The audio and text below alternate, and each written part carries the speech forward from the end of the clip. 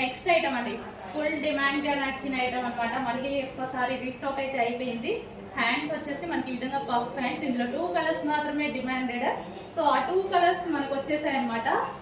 Georgette frock with దానికి వచ్చేసి belt అండి. సో ఇది వచ్చేసి బెల్ట్.